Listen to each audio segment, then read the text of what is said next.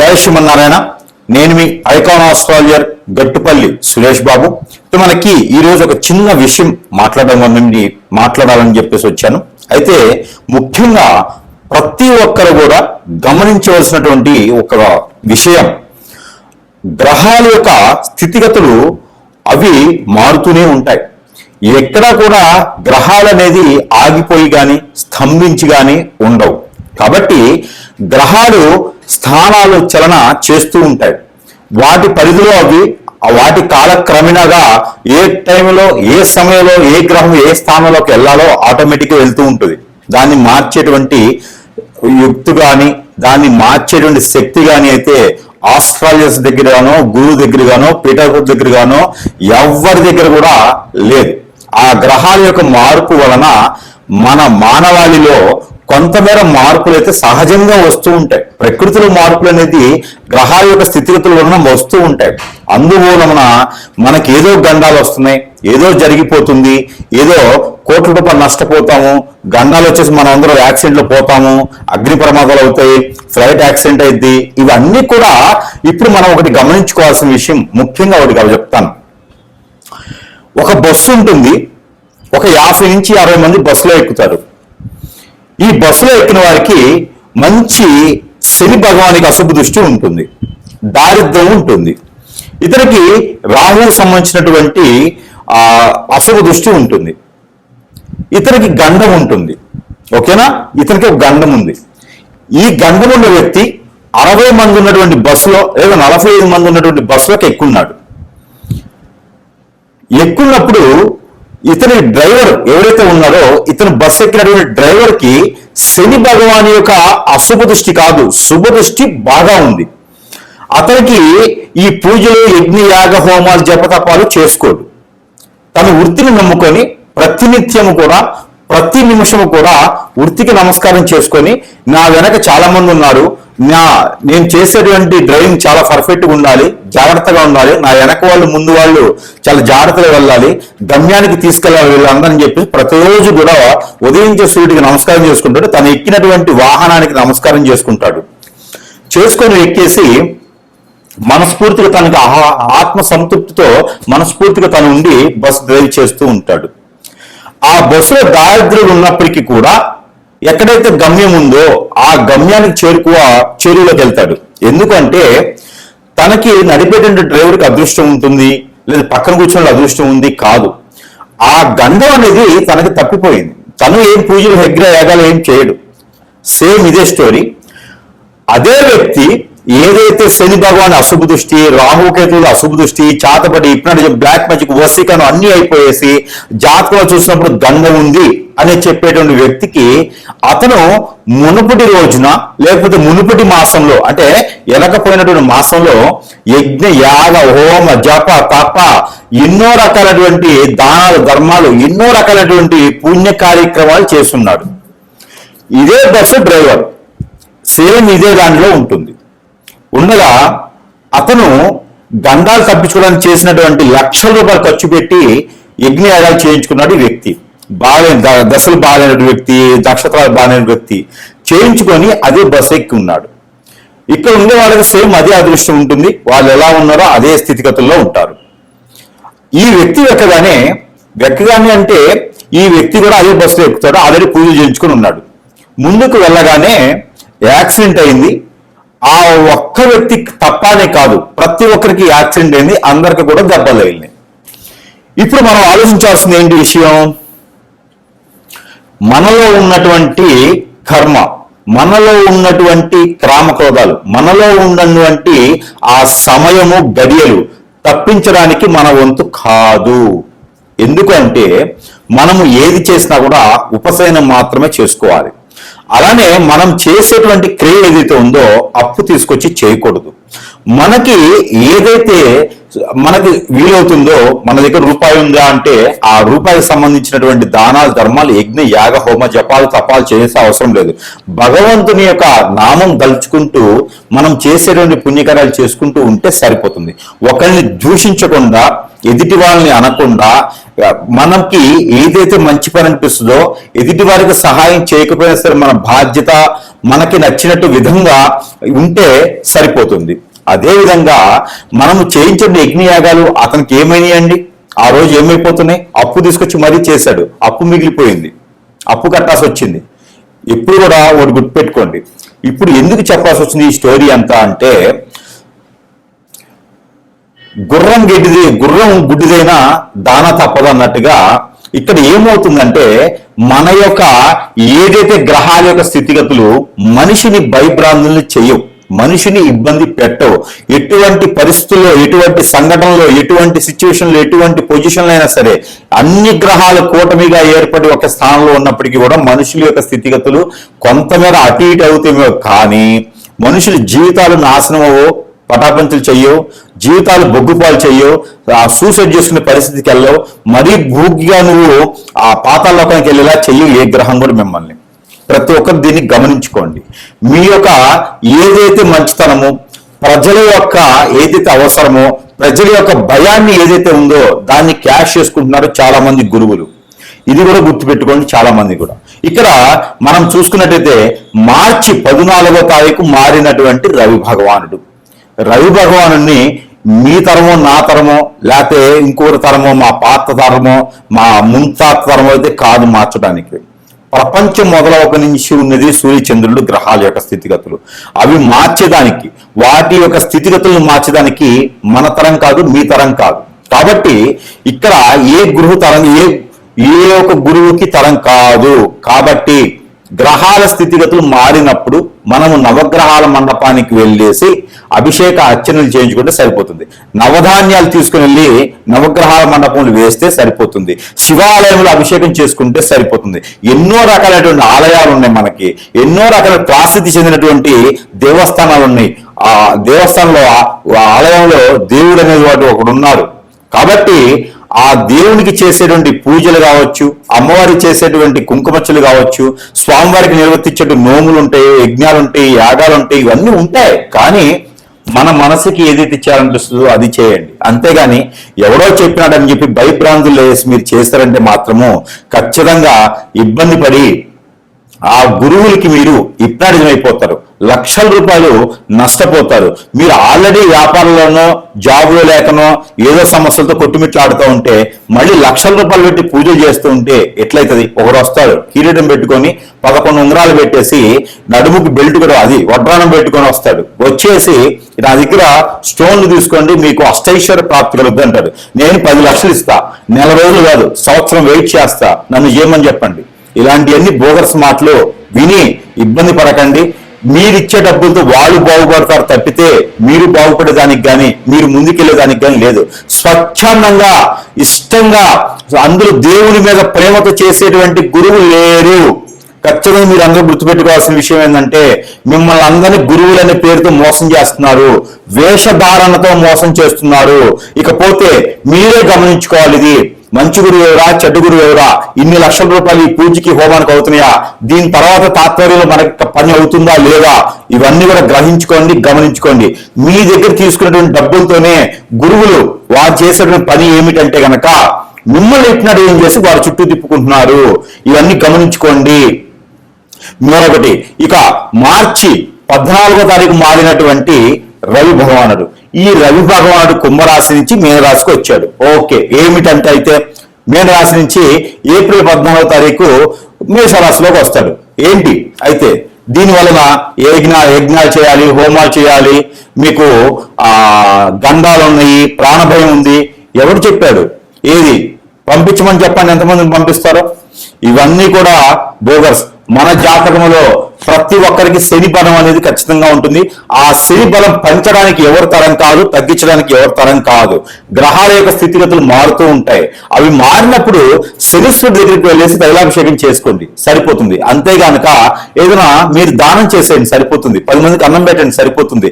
పేదవాళ్ళకి, పేద విద్యార్థులకి, వికలాంగులకి, అంగవైకల్యులకి, అలానే వృద్ధులకి ఎంతో మందికి ఉన్నారు, వారికి మంచి చేయండి. ఆరోగ్యం బాగాలేక ఎంతో మంది ఆన్లైన్ డబ్బులు లేక ఉండిపోయి ఉన్నారు, మరణించే వాళ్ళు ఉన్నారు, వారికి దానం చేయండి, అన్నదానం చేయండి, వస్త్రదానం చేయండి, అలానే మీరు ప్రాణదానం చేయండి, విద్య దానం చేయండి. అంతేగాని బోగస్ మాటలు చెప్పేటువంటి గురువుల్ని ఎప్పుడు కూడా మీరు నమ్మకండి. గురువుకి కాలికి నమస్కారం చేయకండి, గురువుకి పాదసేవ చేయకండి, గురువుకి పాదాలకు అభిషేకాలు చేయకండి. అది పాపం మనం కూడా చుట్టుకున్నటువంటిది. వాళ్ళు చేసేటువంటి ప్రతి కర్మకి, వారు చేసేటువంటి ప్రతి కర్మైనటువంటి విషయాలకి మనం పాపాలు కట్టుకోవాల్సి వస్తుంది. కాబట్టి మీరు అందరూ కూడా గురువుని ఇష్టపడండి, గురువు దగ్గరికి వెళ్ళండి. అంతేగానక మీకు ఇష్టం ఉంటే వెళ్ళండి, కానీ గురువులకి ఏ మాత్రం సేవ చేసినా కూడా ఆ పాపాలు, ఆ కర్మలు మనం చుట్టుకోవాల్సి వస్తుంది. దయచేసి అలాంటి చేయకండి. ఇకపోతే మార్చి 14వ తారీఖు మారినటువంటి రవి భగవానుడు, దాని వలన ఏదో శని భగవానుడు అష్టదిగ్బంధన అయిపోయినాడు, కదలకుండా అయిపోయినాడు అంటే ముందు నువ్వు బతకరు అయ్యా. అష్టదిగ్బంధనలు అయ్యి, కదలకుండా అయ్యి, ఆ తాళచలనం లేకుండా పోతే ముందు నువ్వు బతకాలి కదా. అసలు నీ బాడీలో శని ఉందో చూసుకో, అసలు నీ ఆయుష్ ఎక్కడ వరకు ఉందో చూసుకోలేదయ్యా. ముందు ఏ గురువుకి అని చెప్తున్నానో వార్నింగ్ ఇస్తున్నాను. ఇది జాగ్రత్తగా లేకపోతే మాత్రం ఖచ్చితంగా మిమ్మల్ని అందరూ మాత్రం ఏకి పాడేయడానికి కాదు, రోడ్డు మీద పెట్టి ఉడియడానికి కూడా సిద్ధంగా ఉంటాను నేను. ప్రతి ఒక్క గురువు గారు వార్నింగ్ పెట్టుకోవాలి. ఇది తర్వాత ఇంకో విషయం ఏంటంటే కనుక శని భగవానుడు ఏమవుతుందయ్యా, ఏదో చెప్తున్నారు, శని భగవానికి ఏమవుతుంది, ప్రాబ్లం ఏంది, ఈ సమస్య ఏమవుతుంది, మీకేమవుతుంది? శని భగవాన్ని మోసుకొచ్చి తీసుకొచ్చేవాళ్ళ మళ్ళీ ఇంకో రాశి తీసుకొస్తారా? లేనప్పుడు ఎందుకయ్యా మీకు ఇవన్నీను? మీరు సంపాదించడానికి వేసేటువంటి వేషాలు ఇవన్నీను, నడుముకు అడ్డాలు పెట్టుకొని, ఎంట్రుకల తాళ్ళు పెట్టుకొని, త్రిశూలం పెట్టుకొని శివుళ్ళు అవ్వరు. ఓకేనా? తలపాగా పెట్టుకోగానే లేదా తలకి ముడేసుకోగానే మీరు సాధువులు అవ్వరు. కాబట్టి మీరు చేసే అన్ని తెలుసు. ప్రతి ఒక్కరు మాత్రం చెంటాడేస్తాను సమస్యలు అందులోను. ప్రజలకి మోసం జరిగితే మాత్రం ఒప్పుకునే ప్రసక్తి లేదు అందులోను. మరొక విషయం ప్రజలు గుర్తుపెట్టుకోండి, ఇలాంటి బోగస మాటలు విని హోమాలు, యజ్ఞాలు, యాగాలని చెప్పి వెళ్ళి డబ్బులు పాడు చేస్తున్నట్టు మాత్రము మిమ్మల్ని కాపాడే నాదుడు ఎవ్వడూ లేడు. శివుడి దగ్గరికి కాదు, మళ్ళీ ఆ శివుడి దగ్గరికే వెళ్ళాలి మీరు ప్రార్థన చేసుకుంటూ. మనకి శక్తి పీఠాలు, అలానే మనకి అష్టదిశ శక్తిపీఠాలు, అలానే మనకి ఎన్నో రకాలైనటువంటి దేవాలయాలు ఉన్నాయి. వాటన్నిటి దగ్గరికి వెళ్ళి పూజలు చేసుకోండి. ఆల్రెడీ నిర్మించిన దేవాలయాలని, మన పెద్దలు నిర్మించిన దేవాలయాలని, వాటన్నిటి దగ్గర పూజలు చేసుకోండి, సరిపోద్ది. కానీ ఎవడో వస్తాడు, దానికి దశమహావిద్యులు అని చెప్పేసి మందు మాంసం పెడతా అంటాడు, దరిద్రం ఉన్నప్పుడు వాడు మనుషులు అది ఇంకేమన్నా. వీళ్ళని గురువులుగా చెప్పుకోవాలి మనము, వీళ్ళని పూజించడం మళ్ళీ నేను మాట్లాడాల్సి వస్తాను ప్రజలకు. మళ్ళీను అందరూ కూడా చాలా జాగ్రత్తగా ఉండండి. ఇకపోతే 14వ తారీఖు మార్చి మాసంలో మారినటువంటి రవి భగవానుడి వల్ల శని భగవానుడికి వచ్చిన నష్టం లేదు, మనకి ప్రాణ భయాలు లేవు. ఆ శని వల్ల మనకేదో అయిపోతుంది అని కాదు. ఇలాంటి దరిద్రం ఉండకూడదు చెప్పుకునే గురువులు చేసేటువంటి పనికి, లేదంటే మన మీద వ్యసనంతో, రందితో, కుళ్ళుతో, కుతంత్రంతో మనం ఎదుగుతున్నామని ఇష్టం లేకుండా చేసేటువంటి హిప్నాటిజం, బ్లాక్ మ్యాజిక్, వశీకరణ, బాణముఖి, భానుమతి, యక్షిణి విద్యలు ఉంటాయి. ఇవి శని భగవానుడితో, రవి భగవానుడితో, లేకపోతే శుక్రుడితో, బుధుడితో, గురువుతో సంబంధం లేదు. దరిద్రం ఉండా కొడుకులే చేస్తారు, అలాంటి వారు చేపిస్తారు. మన ఎదుగుదల ఇష్టం లేకుండా మనం హఠాత్తుకుపోవాలి, మనం నాశనం అవ్వాలి, మనం అష్టదిబ్బత పాలవ్వాలి, మనం ఏ పని చేసినా ముందుకు వెళ్ళకూడదని చెప్పి చేపించేటువంటి వారు, చేసేటువంటి వారు, వారి వల్లనే మనం నష్టపోతున్నాము. వాటికి విరుగుగా మనం మంచి గురువు దగ్గరికి వెళ్తే వారికి సరైనటువంటి రీతిలో మనకి జరిగినటువంటి నష్టానికి ఆ సరైనటువంటి పద్ధతిలో చేసేటువంటి విధానం ఉంటుంది. ఇది అందరూ గమనించుకోవాల్సి. అంతే గనక ₹1,00,000 పెట్టి యజ్ఞయాగాలు, ₹1,00,000 పెట్టి కామాఖ్య దగ్గర పూజలు చేయించకూడదు. ఏదైనా ప్రేమ పూర్తిగా వెళ్ళి చేయించుకోండి. అంతే గనక ఏదో గురువు చెప్పాడని హోమాలు చేయించడం కానీ, యజ్ఞాలు చేయించడం చేయకండి. దానివల్ల మీకు సరిగా చేసే నాదుడు లేడు. దానివల్ల చెప్తా ఉన్నాను, హోమాలకి నేను వ్యతిరేకం కాదు, కానీ సరిగా చేసే నాదుడు లేడు. కాబట్టి ఎవరు సరైన గురువు, ఎవరిని ఎంచుకోవాలి అని చెప్పేసి ఖచ్చితంగా మీరు దాన్ని చూసుకోండి. ప్రతి గురువు విప్లవం చేస్తున్నారు ఈ రోజుల్లో, గమనించుకుంటూ ఉండండి. ఇంకా చాలా ఉన్నాయి వెనక, అవన్నీ కూడా ఒకటోటిగా వస్తాయి బయటికి. ఎవడెవడు ఎక్కడ చేస్తాడో తెలుస్తుంది, అన్ని కూడా బయటకు వస్తాయి. కాబట్టి ప్రజలు అప్రమత్తంగా ఉండండి, జాగ్రత్తగా ఉండండి. ఈ తాలిబాన్స్ కన్నా కూడా చాపకన నీళ్ళ తయారయ్యారు గురువులు, డ్రగ్స్ కన్నా కూడా ఘోరంగా తయారయ్యారు వారు హిప్నటిజం. కాబట్టి ప్రజలు అప్రమత్తంగా ఉండండి. ఇక్కడ కుంభరాశిలో ఉండేటప్పటి గ్రహాలు కావచ్చు, రాహుతో ఉన్నటువంటి బుధుడు కావచ్చు, చంద్రుడు కావచ్చు, ఎవరున్నవారు మీకు ఒరిగే నష్టం లేదు, పోయే నష్టం లేదు. గ్రహాల వల్ల మీకు ఎప్పుడు కూడా ఏ ప్రాణ నష్టం కానీ, ఆస్తి నష్టం కానీ, అనుకో నష్టం కానీ, భార్య భర్త మధ్య దూరం కానీ, పిల్లల పెద్ద మధ్య దూరం కానీ, జాబ్ రాకపోవడం కానీ, ఇంకో సమస్య కానీ గ్రహాల యొక్క స్థితిగతుల వల్ల మీకు రావు రావు రావు. కాబట్టి మీరు అప్రమత్తంగా ఉండండి, గురువుల దగ్గర చాలా జాగ్రత్తగా ఉండండి. మీరు చేసేటువంటి ప్రతి క్రియ కూడా డబ్బులు పెట్టేసి లక్షల రూపాయలు వదిలించుకుని చేయకండి. ఆలయాలకు వెళ్ళండి, దేవస్థానానికి వెళ్ళండి, ప్రతినిత్యం దేవునికి కాపాడుకునేలా పూజించుకోండి, మీరు నమస్కారం చేసుకోండి, అర్చన అభిషేకాలు లాంటివి చేసుకోండి. ఇంకా కూడా కావాలంటే కూడా జపం చేసుకోండి. మీకు మీరుగా దేవస్థానంలోకి వెళ్ళి అమ్మవారికి, స్వామివారికి సమర్పించుకోండి ఏదైనా సరే. అలానే నవగ్రహాల చుట్టూ తిరగతండి. మీకు ఏ గ్రహ దోషం ఉన్నా పోతుంది, పటాపంచలైపోతుంది. అంతేగాని ఎక్కడో యజ్ఞాలు చేయించుకుంటే లక్షల రూపాయలు పెట్టి పోదు, కాదు, చేయదు. ప్రతి ఒక్కరు కూడా అప్రమత్తంగా అయితే ఉండాలని మనస్ఫూర్తిగా ఈ రోజు మీకు తెలియజేస్తున్నాను. దీన్ని కూడా తప్పు పెట్టాలంటే మాత్రం మీకన్నా దరిద్రులు ఇంకెవరు లేరని అర్థం. ఇది కన్యారాశి. కన్యారాశి వారికి ఏమవుతుందండి? మైండ్ పనిచేయట్లేదా, బుద్ధి ఉండట్లేదా, లేకపోతే ఇంకేమైనా అవుతుందా అండి మీకు? కన్యారాశి వారు సుఖంగా శుభ్రంగా మీ పని మీరు చేసుకుంటూ ఎంతో మందికి ఉపాధి అవకాశాలు ఇస్తూ మీ యొక్క ఆలోచన విధానికి ఎంతో మందికి ఆధారం అవుతున్నారు. ఈ రోజు మీరు ఎంతో మందికి భయపడటానికి కాదు, ఎంతో మంది బాగుపడటానికి మీరు మూలంగా ఉన్నారు. ఈ రోజున మీరు కూడా ఎంతో మంది వీడియోస్ వినేసి భయపడుతున్నారా అండి? శని భగవానుడు మారితే మీకేమైతుంది, రవి భగవానుడు మారితే మీకేమైతుంది? దానాలు చేసుకుంటే సరిపోతుంది కదా. నవగ్రహాల చుట్టూ తిరగండి, తైలాభిషేకం చేసుకోండి, జీడిగింజ మాల వేయండి, జీడిపప్పు దానం చేయండి, నల్ల నువ్వులు దానం చేయండి, నల్ల పెసలు దానం చేయండి, నల్ల మినుములు దానం చేయండి, సరిపోతుంది కదా మీకు. ఎందుకు? గుడిగింజలు ఒక 6 తీసుకోండి, ఒక 7 తులసి ఆకులు తీసుకోండి, మీకు అవి ఒక పొట్టలు పెట్టి జేబులో పెట్టుకోండి, 2 ఇలాచీలు జేబులో పెట్టుకోండి. లేడీస్ స్త్రీలైతే కనుక హ్యాండ్ బ్యాగ్లు పెట్టుకోండి. ఏ గ్రహం మిమ్మల్ని ఏం చేస్తుందండి?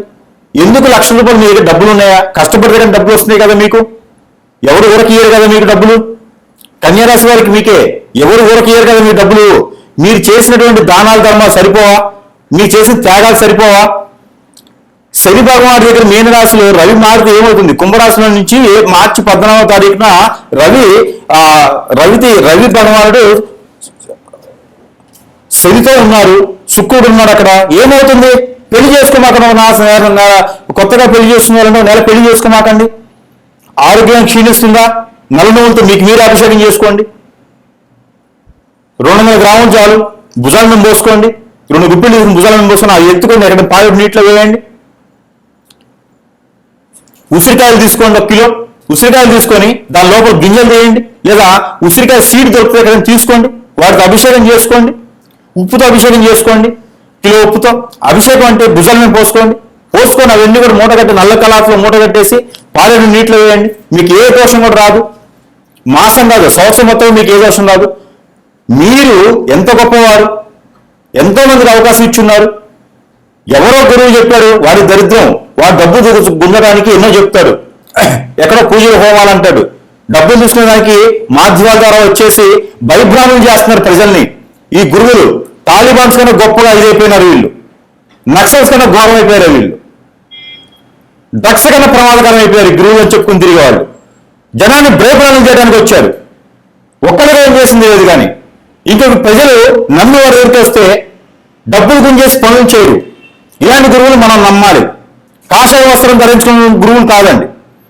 ఖచ్చితంగా నమ్మండి. ఏ గురువుకు పాదసేవ చేయకండి. గురువు అనేటోడు మంచి బోధన ఇవ్వాలి, ప్రజలకు మంచి చేయాలి. ఇప్పుడున్న వాళ్ళు ప్రతి ఒక్కరిని అనట్లేదు, చేసే వాళ్ళు మాత్రం ఖచ్చితంగా అంటున్నాను. దశమావతి అని చెప్పి మాంసం పెడతా అంటాడు ఒకడు, ఇంకొకటి వచ్చి పాదసేవ చేయమంటాడు. ఏం గురువులండి మీరు? ఎక్కడ నేర్చుకున్నాడు మీరు? ఎవరండి మీ గురువు? మీకు బోధన నేర్పినాడు ఎవడు? రాశి వారికి ఏ గ్రహం కూడా చెడు చేయదు. వారికి కూడా మీరు ఇబ్బంది పెడుతున్నారు. కన్యా రాశి వారి లేకపోతే ప్రపంచమే లేదు ఈ రోజున. వారిని మీరు భయప్రాంతం చేస్తున్నారు. ఏ యజ్ఞ యాగాలు అవసరం లేదు. ఏ వజ్రవేడుని మణిమాణిక్యాలు దానం చేసే పని లేదు. మీకు తోచినంతగా ఎవరికైనా దానం చేయండి, మంచి జరుగుతుంది. ఏదైనా నది, వాగు, ఏరు, సెలయేరు, బ్రహ్మగుండం దగ్గర స్నానం చేయండి. ఏదైనా శనివారం, ఆదివారం వెళ్ళండి, స్నానం ఆచరించండి ముక్కు మూసుకొని. ఇలాంటి చిన్న చిన్న పరిహారాలు చేసుకోవచ్చు. కానీ లక్షల రూపాయలు ఖర్చు పెట్టి ఎవరైనా చెప్పారు, ఏ దేవుడు చెప్పారో మీకు లక్షల రూపాయలు ఖర్చు పెట్టి హోమాలు చేపిస్తే మీకు మంచి జరుగుతుందని. నేను ₹1,00,00,000 సీఎం చేయండి, ఏ గురువు వస్తాడు రండి. ఏ గురువుకు చెప్తే ఛాలెంజ్ చేస్తున్నాను. ఇప్పుడు భయభ్రాంతం చేసేటువంటి ప్రతి గురువు కూడా 100 మంది గురువులు ఉన్నా కూడా నేను ఒక్కొక్కరికి ₹1,00,000 ఇస్తాను, వచ్చి నాకు చేయండి. ఏం చేస్తారో నన్ను సీఎం చేయండి. మీకు చేతనైతే గ్రహాలన్నీ మార్చేసింది. జనాన్ని భయభ్రాంతం చేయకండి. అలాంటి గురువుని క్షమించే సమస్య లేదు. జనాన్ని భయభ్రాంతం చేసేటువంటి గురువుని శ్రమించే ప్రసక్తే లేదు. ఖచ్చితంగా వారికి మూడిందే. కన్యరాశి వారు అప్రమత్తంగా ఉండండి. ఏ గ్రహం గండాలు కూడా మీకు లేవు.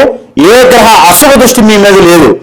గ్రహం మారినప్పుడు ఒకటి గుర్తుపెట్టుకోండి, మీకు ఒక గోచారం ఉంటుంది, మీ యొక్క దశ ఉంటుంది, మీకు పెళ్ళై ఉంటుంది, మీకు పిల్లలు పుట్టుంటారు, మీరు పుట్టిన వయసు ఉంటుంది, మీరు చేసే వృత్తి ఉంటుంది. ఇన్ని రకాలుగా ఉంటాయి. అన్ని రకాలు ఏదో ఒక అదృష్టం మిమ్మల్ని కాపాడుతూ ఉంటుంది ఎప్పటికి కూడా. అంతేగాని అందరికీ ఒకటే రకమైనటువంటి స్థితిగతులు ఉండవు. ఒకటి ఉంటుందండి, మీ యొక్క మంచితనం, మీ యొక్క చైతన్యం, మీ యొక్క చలాకితనం, ఇవన్నీ తట్టుకోలేక మీ చుట్టూ ఉండేవారు, మీ శ్రేయోభిలాషులు, మీ బంధుమిత్రులు అందరూ కలిసి కూడబలుకొని మీ మీద చేయించేటువంటి హిప్నాటిజం, బ్లాక్ మ్యాజిక్, వశీకరణ, బాగల్ముఖి, భానుమతి, యక్షిని, స్పిరిట్, మందుపెట్టు లాంటివి చేయించి అష్టదిబ్బను చేసేసి మీకు ఎన్నో రకాలైనటువంటి గ్రహస్థితిని కోరబరుకులా చేసేసి మీకు ఏ పని ముందుకెళ్ళకుండా చేసేటువంటి విధానం ఉంటుంది. దానివల్ల మాత్రమే మీరు ఇబ్బంది పడేలా ఉంటుంది తప్పితే వేరే విధంగా కాదు. దానిని హోమం చేయిస్తానో, యజ్ఞం చేయిస్తానో, గుర్రం దానం ఇస్తానో, అశ్వమేధ యాగం చేయిస్తానో మీకు పటాపంచలు అయిపోదు. ఏదో గురువుకి ₹1,00,00,000 డబ్బులు ఇస్తానో పోదు. అవి చిన్న చిన్న దానాల ధర్మాలతోనే మీకు వెళ్ళిపోతుంది. మొదటిగా నేను చెప్పినట్టుగా దానం చేసుకోండి, 100% మీకు మంచి జరుగుతుంది.